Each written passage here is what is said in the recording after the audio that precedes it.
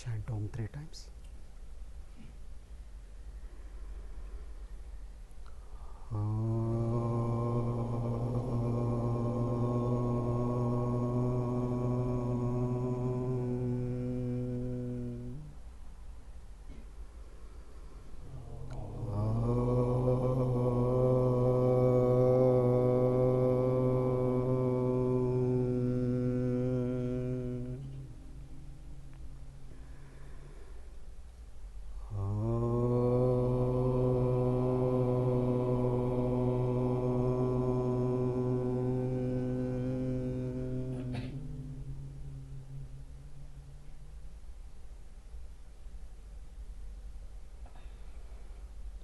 Guru Brahma, Guru Vishnu, Guru Devo Maheshwara, Guru Sakshat Parabrahma, Tasmai Shri Gurave Namaha. Gurave Sarvalokanam Vishache Bhavaroginaha Nidhaye Sarva Vidyanam Dakshinamurtaye Namaha. Om Namah Pranavarthaya Shuddha-Gnanaikamurtaye Nirmalaya Prashantaya Dakshinamurtaye Namaha. Harihi Om Tat Sat.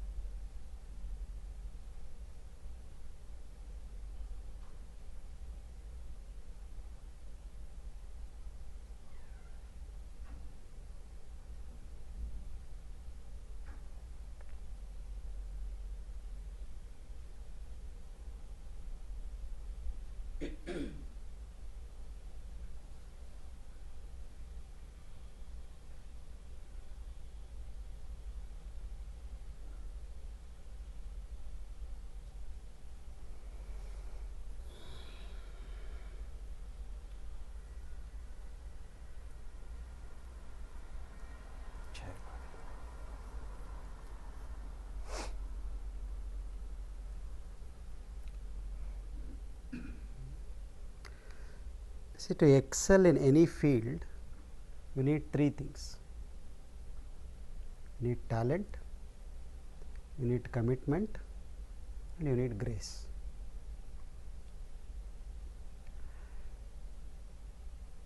If your commitment is strong, the talent will flourish and the grace will automatically come into your life. But if there is no commitment, even the talent will wither away. If you are good in any field in your life, that is because you have given your commitment to it. There may have been many situations in your life during this journey to your excellence in whatever field you are, where you had to choose between convenience and commitment, and you chose commitment. Otherwise, you would not have reached where you reached. Yes? So, commitment is the key. So, among these three things, only commitment is in your hands. You see, talent is given to you, grace comes to you if you show commitment. So, all that we are in control is just our commitment. There are many stories in the Puranas about how without commitment no excellence is possible, no growth is possible in any field for that matter. So, even though the conversation is between Krishna and Arjuna, the conversation came to us through Vyasa. Without Vyasa would not have received this knowledge. The story of Vyasa is also very interesting. If some of you might know this as well. Vyasa is the son of Parashara. Okay. So, Vyasa was like an accidental child. When Parashara wanted to cross the river one day to go out somewhere else, he could not find somebody to help him. So, what happened? The fisherman was on his lunch, the boatman. So, to ask the boatman's daughter was sitting there, can you take me across? I need to really go quickly. So, because he looked like a very great sage, she said okay. So, she took him.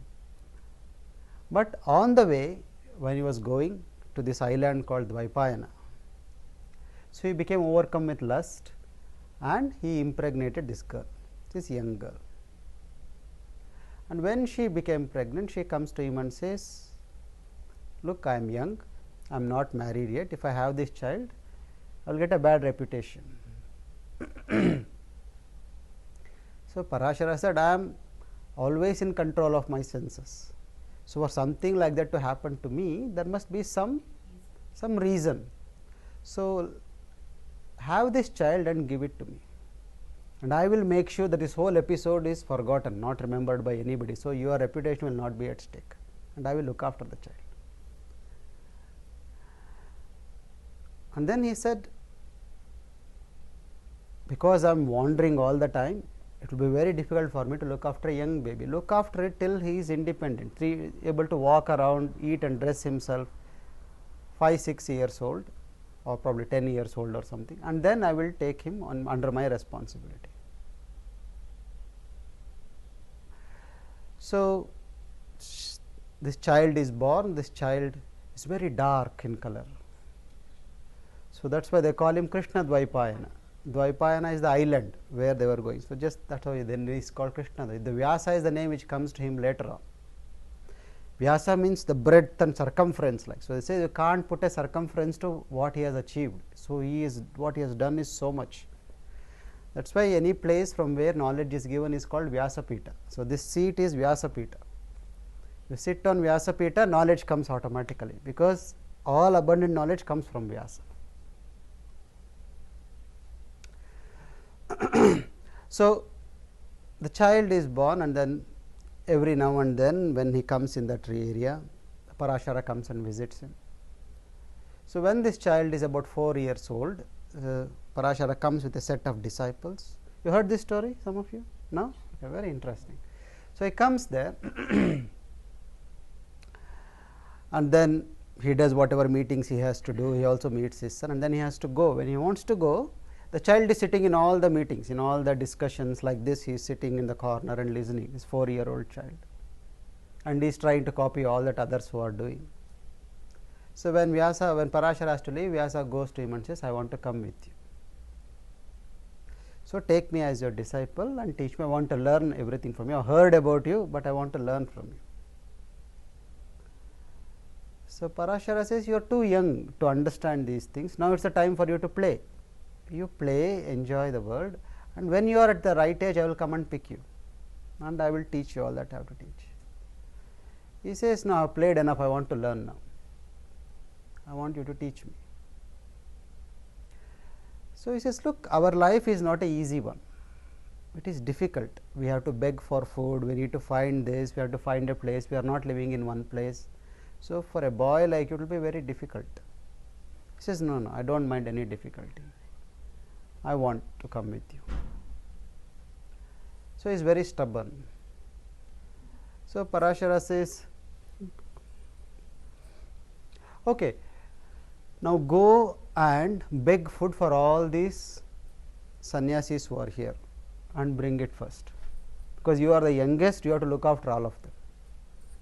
So, this 4-year-old boy goes and begs and brings the food, and the food, when he brings this, they distribute it to everybody. So, they distribute it to all the sannyasis and it is over.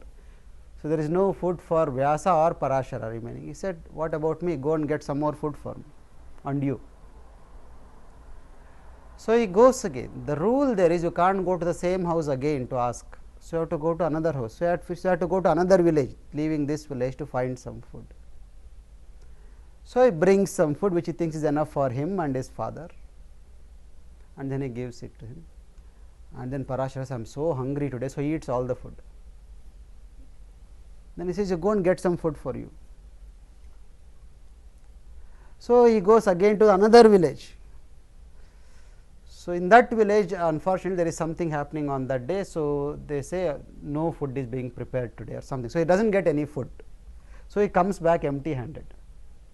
But then he is afraid his father will not teach him. So, he says, so I had there was some feast going on, I ate everything there only, they treated me very well and I came.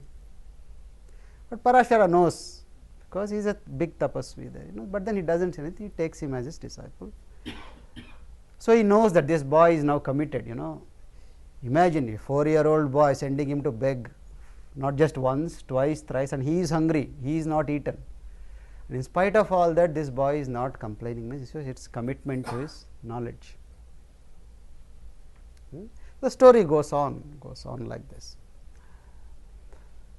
So Parashara, even though as a father, he treated him as any ordinary disciple. He did not let the attachment come in the way of testing the commitment of a disciple before giving any knowledge. And only when he was convinced that this boy is committed, he said, okay, I will take you as a disciple. In the same way, there is the story of Dakshinamurti as well. You might have heard the Dakshinamurti story. Yeah.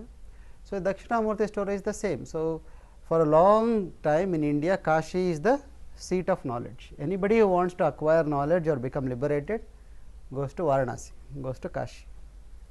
So, there were this group of people who were in Kashi at some point, and then they heard somebody who came down from the Himalayas saying that no, there is a young monk there, he is very radiant. I think he has the source of all knowledge, we should all go and get it from him. So, these people go, around 50-55 people go looking for him, and true enough, as they had heard, when they go to that part of the Himalayas, they see this young boy come there. So, he looks around 16-year-old boy like, he comes there, looks at them and then walks away. They try to follow him, but then he disappears, they can't find him. But his one look is so powerful, so they are become very thirsty for him. So, they are longing to meet him again. So, they wait for 24 hours and he comes again next day. Again the same thing happens, he comes, looks at them and just goes away. And this keeps happening every day. This goes on for a couple of months. He does not give any knowledge, does not pay attention to them, just comes and goes, but he comes every day. So, slowly people who start losing patience and people start leaving, oh, no, see, this is all rumors, this boy just taking the mickey out of us. So, they start leaving, finally 7 people remain, and these 7 people, they all agree on one thing, that what, there is something in him and we need to get that, and only through him we can get it. And it does not matter, even if we die, we are going to stay here and wait. So, it is said they were doing their own practices, they said we will do our sadhana and wait and wait and wait and wait. And in some legends they say 7 years, some legends they say 84 years they waited. So, they just waited, every day he would come, they would just wait that one day he would take pity on us and he would come and teach us something. So, after so many years, one day he came, sat on a rock facing the south, and then these all 7 people sat around him. So, he looked at each person for a few seconds and then they all got enlightened, and then he walked away and he was never seen afterwards. And this young boy is called Dakshinamurti, who could transmit the knowledge just by his presence. And each one of these rishis, these are called as Sapta rishis, these 7, they all attained one particular branch, they became excellent. Gautama became excellent in Sankhya, somebody became excellent in yoga, Agastya became excellent in yoga, like that. Some became excellent in Tantra. So, the different actual technologies which will help you to attain the Brahman enlightenment, he gave to each one of them just by looking at them.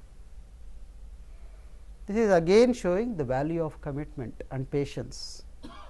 So, if there is no commitment, there is no excellence, and that is why they are still called as he is called as the Adi Guru, and these are called as the Adi Rishis. These are the Sapta Rishis.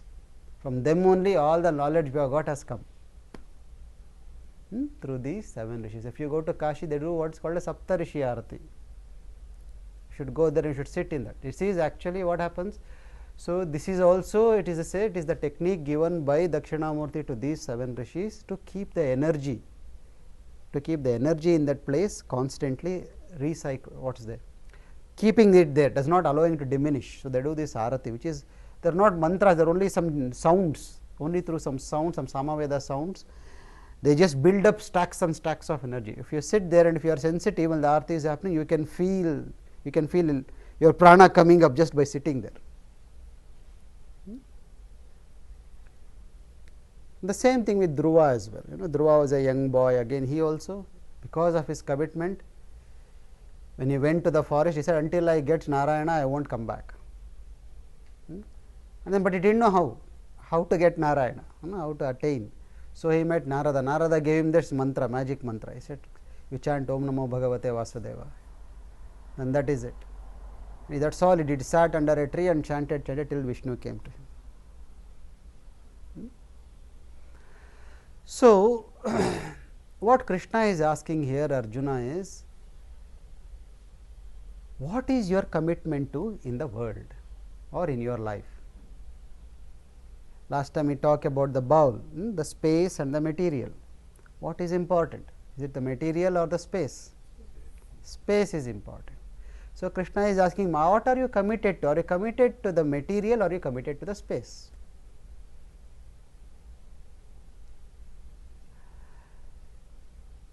If you are committed to the material, which is matter or the world, if you are attached to that, then you may or you may not get what you are longing for.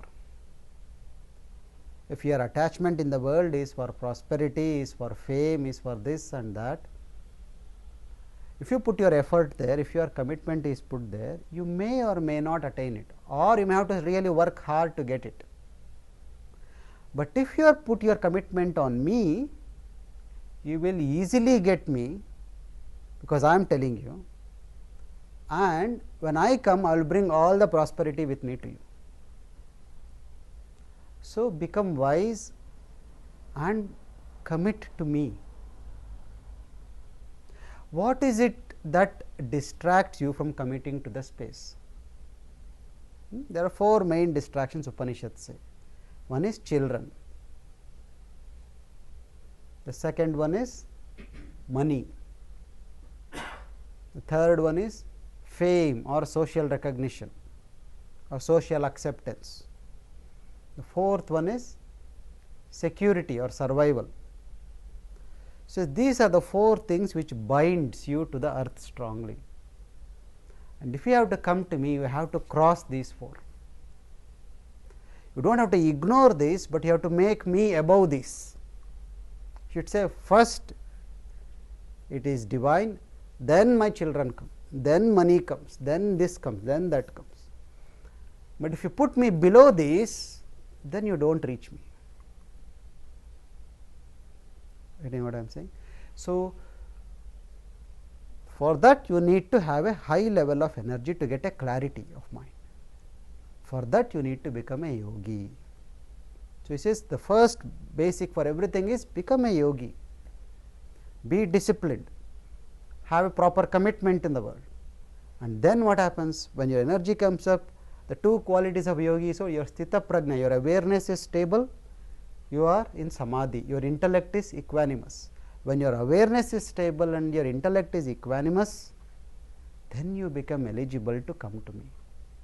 And then you will see that I am bigger than everything else and I take care of everything else as well. Whatever is distracting you, those 4 things, even they follow my will. So, if you surrender to me, I will make sure they will follow your desires. But if you just go to try and fix it yourself, but you go away from me.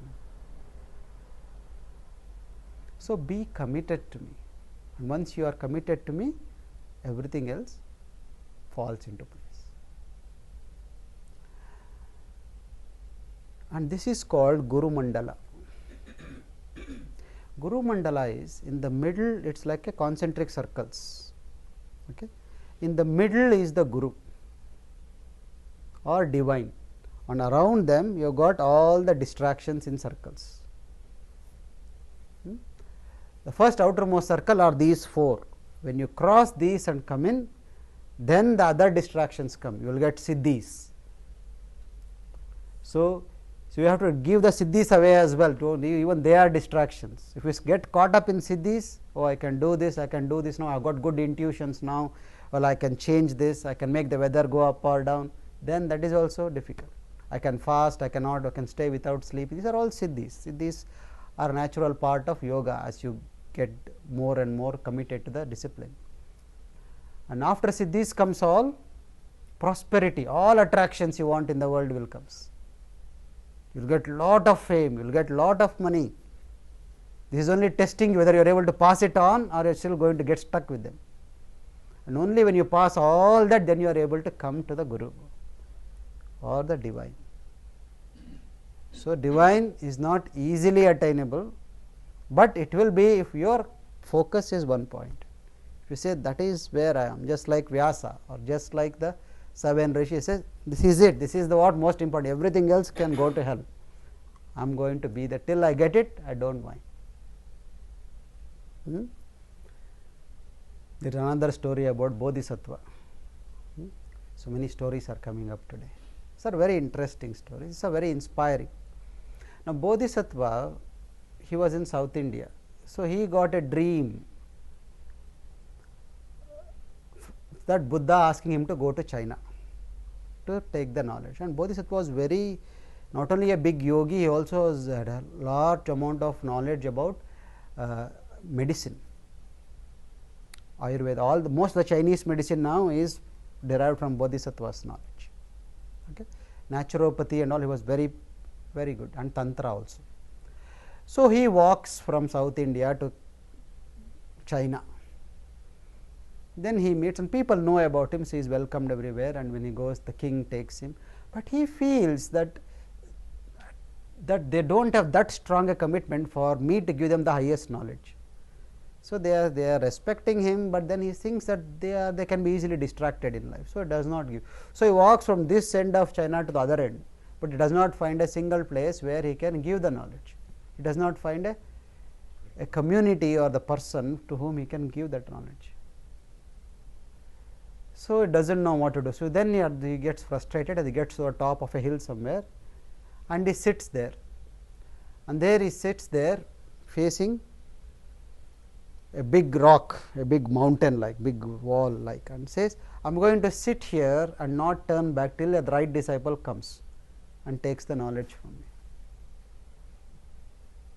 So, people come, once again the same thing, people come, sit, does not talk to them. He interviews them without looking at them, he asks questions, he tests their commitment, and then he says, oh, it is not for you, go away. Some people come, he does not even talk to them, so they get frustrated and they go away. This happens. Finally, one boy comes and he says, look, the day you entered into China, I have been following you. I got a dream that somebody like you would come and you will uplift me, and you are my guru. So, I have been waiting, and after you came here, I come here as well. Every day I come, sit here from morning till evening and go, and it has now been few months now, and not doing anything. I do not know what else I have to do, but now I have decided I will not even go away, I will stay here. So, this Bodhisattva does not. So, because he is he's got all these siddhis, he does not have to even to get up to go to eat or drinks, he is just sitting there meditating. So, another couple of months are over, still nothing is happening, and this boy is almost gone, like he is thin, he is very weak, but he is very committed. He says, now I have had enough. Now, if you do not turn around, take me as a disciple, I am now going to start chopping off one by one parts of my body. So, he will start with his thumb, he will chop off his thumb and throw it in front of him. Then he chops his another, in this way he chops all his fingers and throws it in front of him. Okay. And then he chops his hand and throws it. So, the Bodhisattva is still not doing. He said, there is no point why chopping part before I will chop my neck off now. So, he is about to chop his neck, then he gets up and comes running to him. And then he says, he gives him the knowledge, and because of his powers, he heals all his wounds, fixes back everything. So, this is the commitment, testing the commitment, saying that this knowledge is so precious. And after telling all this in the 18th chapter, in the last few shlokas, Krishna says, oh Arjuna, I have told you all this because you are eligible and you are very dear to me. This should not be given to somebody who neither trusts in me, nor is committed to me, nor has puts any effort to come out of the attachments of the world. So, you should not give it to people who are not ineligible, who are not eligible for this knowledge.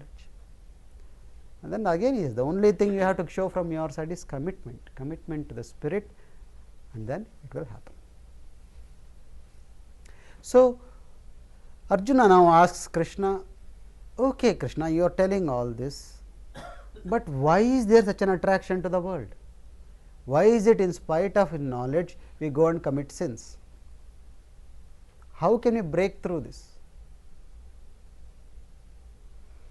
Then Krishna says, look, we have already spoken about Prakriti, Purusha and the Brahman. So, Brahman is the infinite space. Prakriti is the all powerful space with an intent to manifest. Purusha, Prakriti is the manifested world. Now, Brahman and Prakriti have got no limitations. They are very dynamic, anything is possible in that realm. But Prakriti has limitation, it is limited by the 5 elements, you can't cross that, and it is influenced by the 3 gunas. Why you behave like this is because of these 3 gunas and the 5 elements. And the 5 elements have their own limitations. The earth element, the 5 elements are also called one Adhidevata each. These are called the Panchayatana gods. So, the earth element is ruled by Ganapati. So, the earth element can either bring you stability or bring in inertia and lethargy. The air element can bring you flexibility or energy or bring cravings in you, that is by Devi. The fire element can bring enthusiasm or bring obsession, passion or obsession, that is the fire element, that comes through sun or Rama. And then you have got the air element. The air element can bring you playfulness or restlessness, that is by Vishnu or Krishna. And then you got the space element. Space element can never go either way, it is always contentment, peace, and that comes through Shiva. So, when you do any ritual, you first bow down to these 5 elements. It says these 5 elements limit you, you can't go beyond them. Then you go to the 6th and the 7th element. The 6th element is called the Guru. So, only through the Guru you can cross them. So, when you are in the 6th element, that is when Siddhis start coming to you. When you are within the 5 elements, you are governed by your desires, you are governed by your hunger, you are governed by your sleep, you are governed by fatigue, all these things, because those are the limitations of the elements. But when you cross them, when you surrender to the Guru, you get the 6th element, who is the 6th element, then you get Siddhis. So, when you get Siddhis, you can stay without eating, you can stay without drinking water, you can stay without sleeping. So, the elements will not bind you anymore, you cross the elements. And the 7th element is the Brahman, so you attain to that. So, most people are limited by these 5 elements. That is why for each of these also there is a particular invoking mantra, and there is particular suktam for each of these, For Ganapati you have got the Atharva Shirsham, for the Devi you have got the Durga Suktam, okay, and for the Surya you have got the Meda Suktam comes for the fire element, and then you get the Narayana Suktam for the air element, and then you got the Rudram for the space. So, these are the ones which will bring the strength of that element into you. So, when you chant these particular mantras or suktams, that particular element becomes easy to handle for you. Okay. So, these are the 5 elements. So, it is bound, you can't cross their limitations, but then you have got the 3 gunas. The 3 gunas are sattva, rajas and tamas.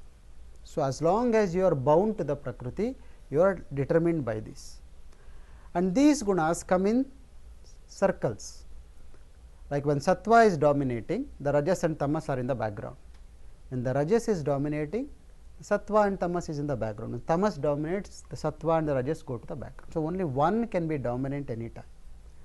and this is part of nature, because you need these things to be function as a human being, and human beings are basically rajasic beings. They are driven by rajas, okay? Because rajas is activity, tamas is inertia, and sattva is silence. But you have got the ability to increase or decrease one of those. That is the only control you have as a human being, that you can increase or decrease the amount of sattva, rajas or tamas by your effort. So, when the sattva dominates, you are peaceful, you are contented, you are interested in knowledge, you are silent, you are relaxed. And when the rajas dominates, you are a bit restless, you want to move, you have got passion, you got ambition, there are a lot of desires. When the tamas dominates, there is delusion, doubt, cynicism, mistrust, hallucinations, all these things, bhrama, bhrame what they say, all these things, digbhrant, and all these things are tamas, where you completely understand things wrongly, you do not see the reality at all, you are as if you are walking in the dark and assuming things, this is how it is.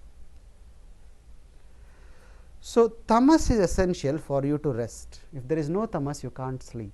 So, not everybody can meditate. So, nature's way of putting you in touch with yourself, so that you can recharge yourself, is sleep, and that sleep can come through tamas only. If there is no tamas, you can't sleep. So, tamas is given to you so that as a human being you can sleep, you can take a bit of a rest from your activity, otherwise you want to do all the time. And this is what has happened. If you look at humanity now, what is happening? Because of your ambition and greed, we have compromised rest for activity, isn't it? We are ready to do more activity and compromise rest. Very rarely we say, I will rest, the activity can stay. Do you see this? So, this is what has happened to you to, so that the nature's way of forcing you to rest is to put some tamas in your system. So, you have to rest, and rajas is given so that you can come out of tamas. When the tamas is there, to come out you need rajas. Rajas, without rajas you can't come out of tamas. So, tamas is there for you to get up, do some action. No, we were talking yesterday, the MBA of prana, the first one is movement. So, for movement you need rajas. So, the movement will bring up your, pull you out of tamas. That is why they say aggression is the antidote to depression. When you are depression, you do not want to do, then say when somebody is depressed, ask them to fight. To fight you need some firepower. So, then you come out of tamas, now you are in rajas. So, when you are rajas, give a direction to the rajas, then the sattva opens up. Sattva is already there, you only have to spend the rajas in a proper direction. So, what influences the two things influence this most? One is the food you eat, two is the company you keep. These are the ones which greatly influence the quality in you. If you are with people who are interested in knowledge, who are sattvic, automatically your sattvic interests will awaken. If you are always with people who are telling more, more, more, more, then your rajas will get activated. Oh, you say, I also want that, I also want that. Last time we were discussing that our desires are also not our desires. We go and see somebody and then look at them and say, I also want that, I also want that. So, that company which makes you feel that I want more and more is rajasic company. Yeah? And a tamasic company is somewhere where you sit and just complain about everything and everybody.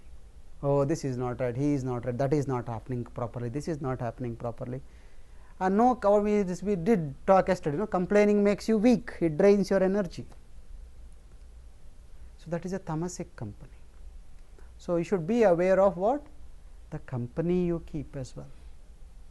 And if you go into a company where you see this is happening, you should say Jai Gurudev and walk out, or say sorry, I have got some urgent work, I need to go.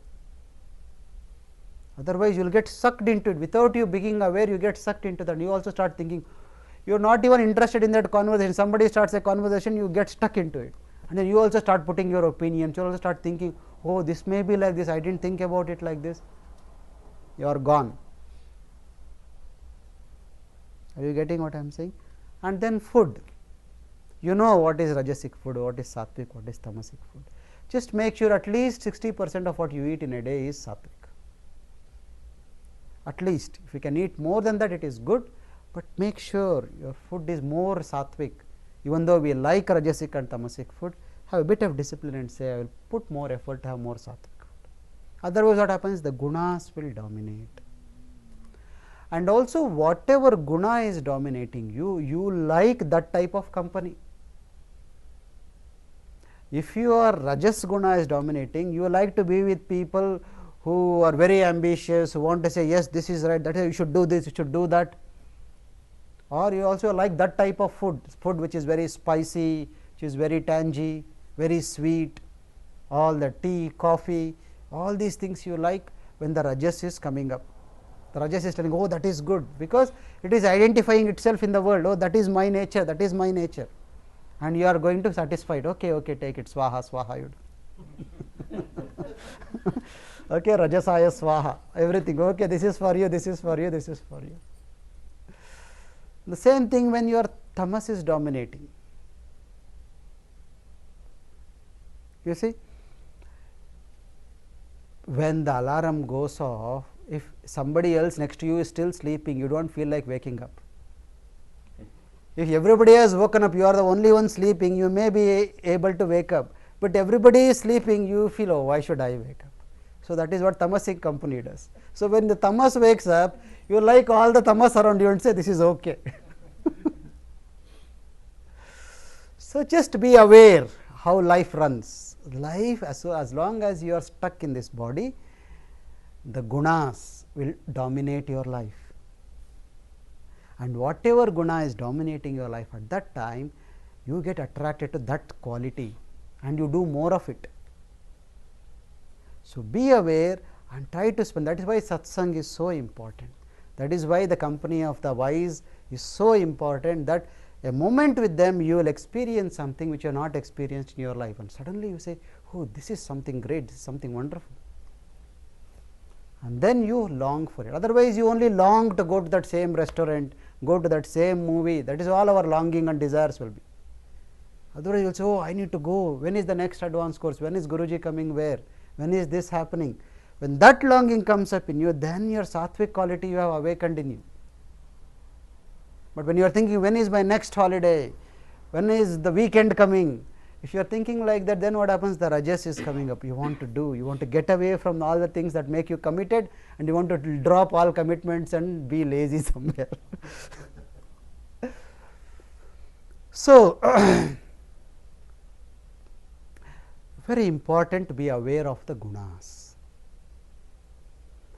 And when your awareness comes in, what happens? Suddenly you get a desire to eat something, to be in somebody's company. The awareness also comes. Look, what is happening? The rajas in me is coming up. I need to be a little more cautious now. Oh, tamas is trying to dominate me. I need to just shake it off. I need to be a bit aggressive now. Oh, sattva is coming up. I need to settle down now. That is awareness. You see? Sometimes, when you all do your chanting, when they do the pujas, sometimes the chants they do so well, the sattva comes up so easily. And even if you start chanting, I can chant only 2 or 3 times, then I suddenly feel like meditating. Because the people have created such a powerful environment, all you do is, okay, let me settle down here. Let somebody else do the hard work.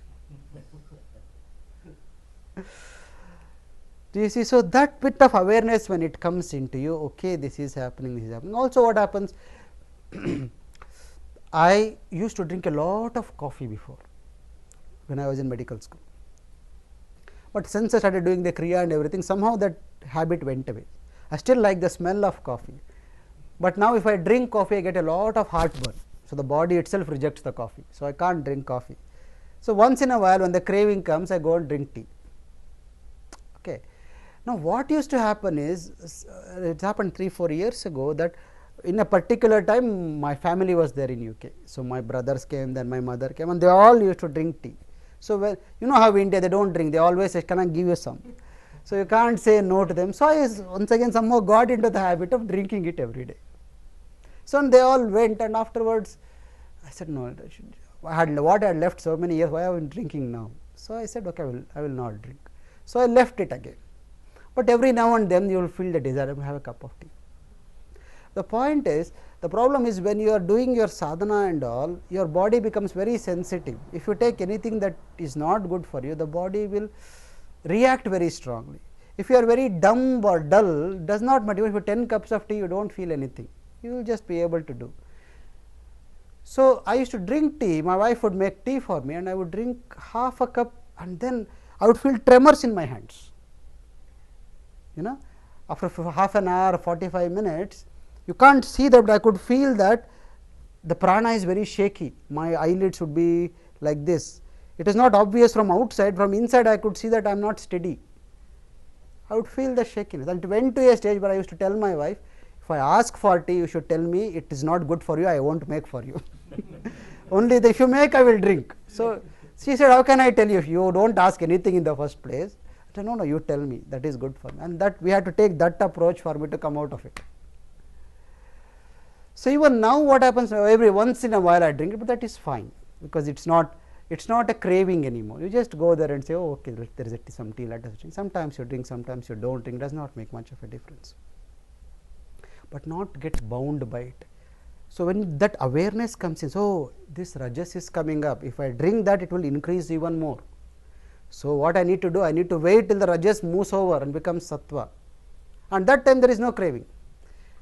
This is what I am saying. When you come from hospital, when you come from work and you are very tired, there is a lot of craving comes up. Why? Because you are in the borderline between tamas and rajas. Okay? Because you have interacted with so many people, rajasic people at your work, you have taken on so much rajas in you. So, that has to go. So, what do? Come and have a shower. Do Bastrika 3 times, suddenly that rajas is gone somewhere. Do 1 round of Padmasadhana. That rajas is gone, so sattva is there. Now, that craving is gone as well. You see this? So, none of the cravings are yours, they belong to the qualities. When you become aware of this, you are able to overcome the limitations of the gunas. And what happens?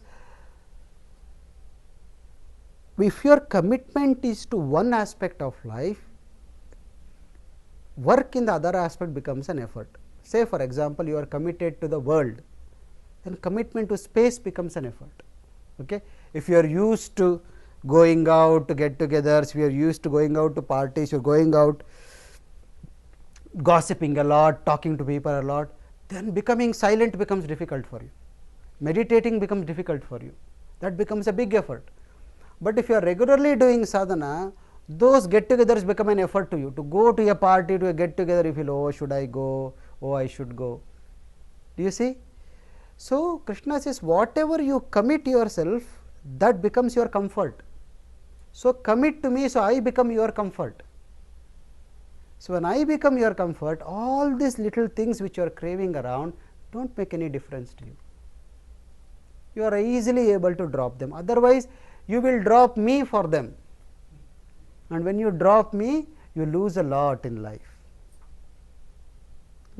So, be aware of the gunas, and the gunas are also product of the elements. The earth and the water element combined, they bring tamas in you. The fire and the air element are rajasic, and the space element is sattvic. So, this is even the gunas are the product of the elements. So, you can also do, if you learn these some mantras, some suktams and all, you can chant them. If one particular element is bothering you, you can chant that regularly. So, you will be able to overcome that. So, to have a say over your senses, the Narayana Suktam is very good. It will give you a lot of mental strength. To sharpen your intellect and to have this focus, razor sharp focus, Meda Suktam is very good. To be energetic, if you feel tired all the time, you should do the Durga Suktam. And if you are lazy, then the Atharva Shirsham is important. Yeah? And if you want to be enlightened, you should chant Rudram. You see, all these are all tricks which are given to us by the ancients, and we can use them every now and then to overcome our own limitations. Not our limitations, the limitations of the gunas. Now, last time Krishna told Arjuna, look, first become a yogi, When you become a yogi and disciplined, then only you can either choose knowledge or action. Only then you will have the clarity. What prevents you from becoming a yogi is your pleasure seeking attitude. So, withdraw from the world like a tortoise withdraws into its shell and stay established in the Purusha. Purusha is the seat of awareness. Develop this witness consciousness. Know that you are not the doer, you are only the witnesser of all that is happening. Now, the gunas are here. How do I overcome the gunas? So, he gives the things for that. As he says, why there is pleasure seeking is so important, is so common, is because when you do not engage in yajna, which is the right action, which we will talk about next time. How to give a direction to the rajas? He says, involve in yajnas. If you do not involve in yajnas, the rajas comes out as distortion. What are the distortions? Lust, anger, jealousy, greed, arrogance. These are the 5 distortion of rajas. Attachment is a distortion of tamas. So, it comes out as these 5 things.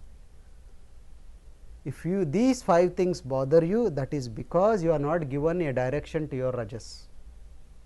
And among these, he says, the worst ones are lust and anger, because they come with such a force that if you are not aware, they will completely overwhelm you. They will take you in their control. So, he says, be careful about these. And how do the distortions arise? He says, these distortions, they stay in your body, mind and intellect as sensations in the body, craving in the mind, attachment in the intellect.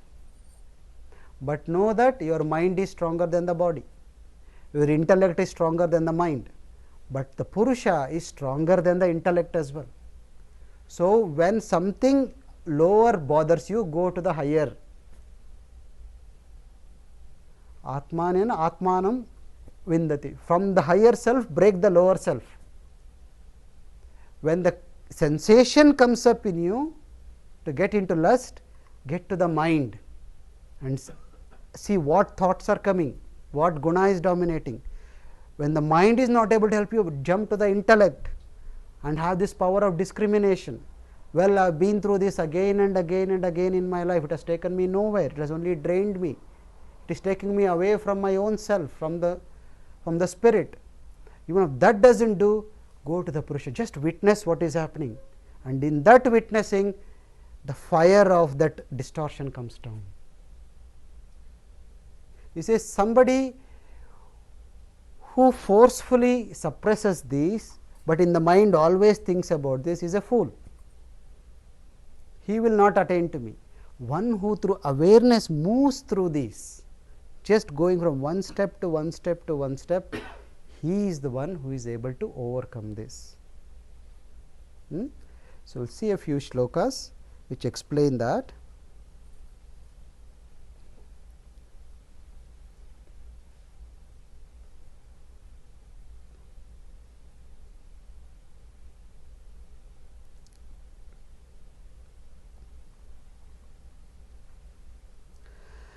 इंद्रियासिन्द्रियस्यार्थे रागद्वेषौ व्यवस्थितौ तयोर्नवशमागच्छेत् तौ हि अस्य परिपन्थिनौ.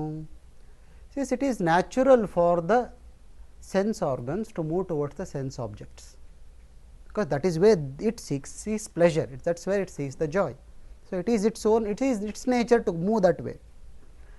But know that when it moves into the world, it brings up duality in you. The sense of taste brings up something, oh, I like to eat this, I do not like to eat that. Music, hearing, oh, I like to hear this, I do not like. I like people to praise me, I do not like people telling bad things about me. The same thing with all the senses. The sense of touch, oh, this is a pleasurable sensation, oh, this is painful, oh, this is hot, this is cold. Opposites start entering your life. So, the senses move towards the object. By moving, if you allow them to move, they put you in the realm of duality. Purusha is unity, the witnessing self has got no duality, but there you are broken, you are divided into two.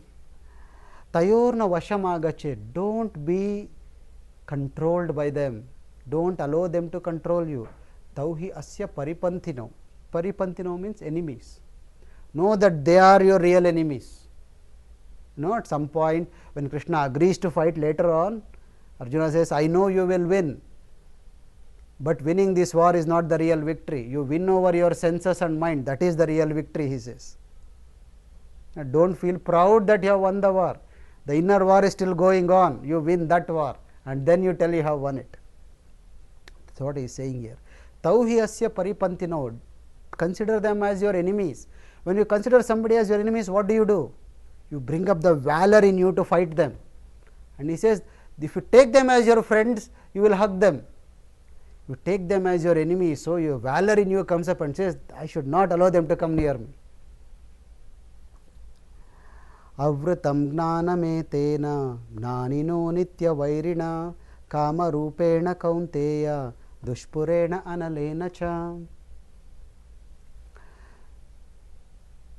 Even the intelligence of the very wise sometimes can get clouded by these. So you have to be very careful. You are talking about the story of Parashara. Somebody, a sage like him, he had difficulty controlling his lust. You heard stories about sage Durvasa, who was always angry. So he says, even wise people, even people who are doing too much sadhana, even for them having a say over their lust and anger is difficult. It will completely cloud your awareness and make you do all stupid things. Be careful. Kama rupena kaunteya dushpurena analena cha. These are like a fire which is insatiable. How much ever you put into it, it will only start getting bigger but never come down. So be aware. Kama esha krodha esha rajoguna samudbhavaha mahashano mahapapma vidyenam iha vairinam. So again is reinforcing the same thing. He says, lust and anger, which are your biggest enemies, they come out of your misdirected rajoguna. If you don't handle your rajoguna properly through proper food and company or proper physical activity, your rajoguna will come out as lust and anger. So you have to look after it. Mahashano mahapapma. Ashana means hunger. These are always hungry. How much ever angry you are, ever say I had enough anger for this lifetime. Anger and lust, they are never satisfied. You want to go into them again and again. So they are mahashano. And mahapapma, they make you do the worst sins in your life. All the worst sins happening. Look at all the crimes that are happening in the world. They are only because of anger and lust. No control over these two things is creating all the crimes which we hear about day in, day out in the world. It says mahashano mahapapma. Know that they will never be satisfied and know that they make you do the worst sins. Vidhyena miha vairinam. Again he says, keep it very strongly in your mind that they are your enemies. Indriyani mano buddhir asyadhishtana muchyate etair vimohayatyesha gnanam avritya dehinam. And where do they reside? They reside in your body, in your senses. They reside in your mind and they reside in your intellect. And when they come up, they delude you and confuse you, and this soul which is inside you, even that gets confused and starts thinking that this is the where the joy is going to come to me in life. So be careful. Eter vimohayat. Even the soul will be deluded by this if you are not very careful. So awareness is the key. Evam buddheh param buddhva sansthabhyatmanam atmana jahi shatrum mahabaho kamarupam durasadam. So be aware that the witnessing self is stronger than the acting self. The deciding self is stronger than the acting self. So know that your mind is stronger than the senses, the intellect is stronger than the mind, and the witnessing self Purusha is stronger than all of this.